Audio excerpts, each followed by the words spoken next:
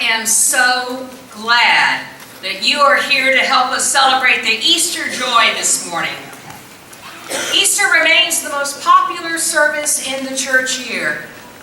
And while I am thankful for that, I also have to ask, how come? How come? How come Easter? I mean, after all, we preach Jesus every Sunday.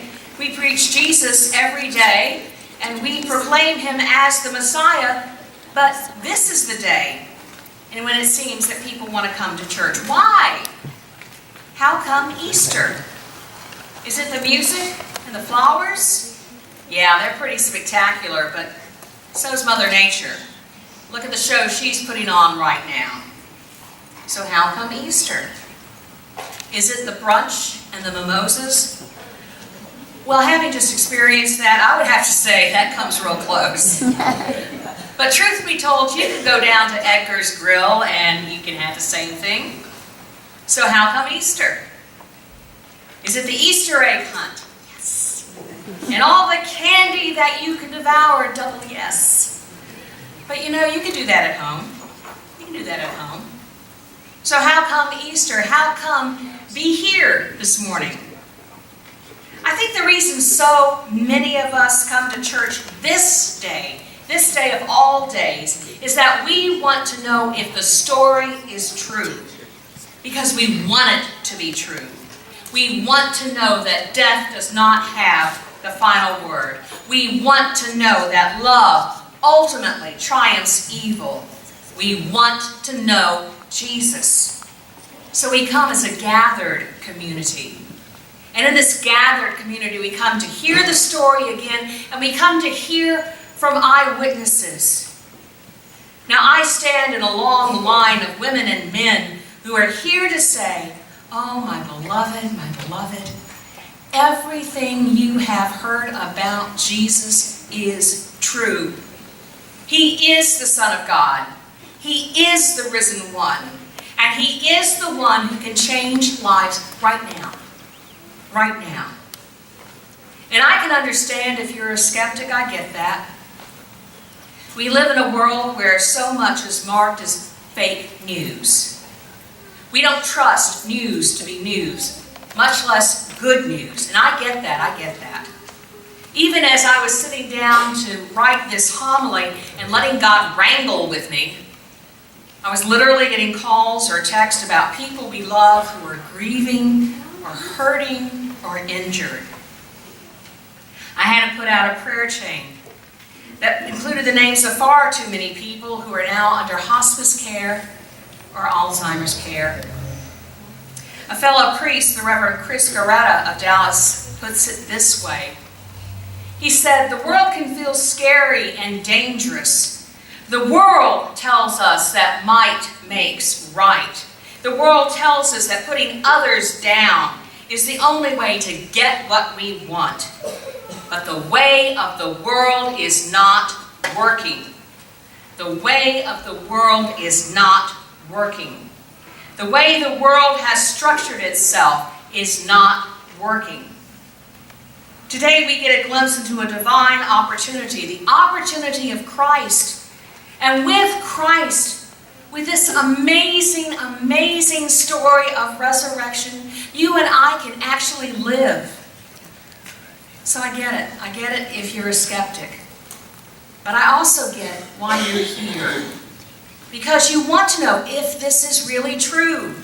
You want to know if Jesus makes a difference. And to quote Chris Garetta again, he says, maybe we want the resurrection to be true, hope the resurrection is true, but perhaps we have not yet witnessed, not yet seen the truth that God has put before us. Perhaps we have not yet been converted and convicted of this truth. Perhaps we have put our minds, our complex and highly educated minds, in the way of God's ability to transform hearts. Chris goes on to tell about a summer he spent as a chaplain intern at a cardiac hospital. Chris said, I was always fascinated with medicine And when I had the chance to watch rare cardiac procedures, especially heart caths and open heart surgeries, I seized the opportunity. You can't do that anymore. But he says, when I heard this story about a pastor who talked one of his members, a heart surgeon, into letting him be present in the operating room during open heart surgery, I was fascinated. As he tells the story, he was standing in the corner of the operating room as they brought the patient in. And they began this absolutely amazing process, literally opening the person up and repairing their heart, literally fixing their heart. And when the surgery was finished, the surgeon began to gently massage the heart to get it beating again. But this time, the heart did not start on its own. So he massaged the heart again, and still nothing happened. And then it began to dawn on the pastor that he might see his friend, the surgeon, lose his patient. That he might watch this patient, this stranger, die on the table in front of him. Now the doctors at that moment, well, they got a little more aggressive to try and treat the heart, to get the heart going, and still nothing. Nothing. Finally, the surgeon knelt down beside his patient. He took off his surgical mask and he said, "Mrs. Johnson, this is your surgeon. The operation went perfectly. Your heart has been repaired. Now tell your heart to beat again." And when he said that, the heart began to beat.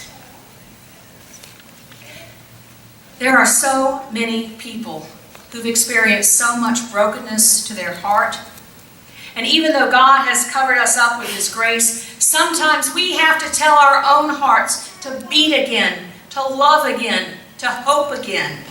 And today is our chance. Today is our chance to tell our hearts to beat again. Today is our chance to tell our souls to live again. Today is our chance to be transformed into the person we know we want to be, the person we hope we can be, the person God made us to be. Resurrection is not like anything we might expect. Resurrection announces that God has not given up on the world because this world matters. Our lives matter. Resurrection says that what we do with our lives matter. Every act of love, every kind deed, every moment of grace matters. Every one of us, every single one of us has a place in God's world, has a meaning in God's world. Hear that, you have a meaning in God's world. Every one of us matters to God. So today is the day to get your mind out of the way, to get your doubts out of the way, and to listen to God's voice calling to your spirit saying, "I have repaired your heart. I've repaired your heart. I have healed your soul. You are a new creation. So get up and live. Get up and live again. Get up and love again. Get up and hope again." So my beloved, that's why you're here today. That's why you're here. That is why churches throughout the world are crowded today. Because, beloved, everything you've heard is true. Jesus is alive. So I say, get up and live. Get up and love. Get up and hope in Jesus Christ. Amen. Amen.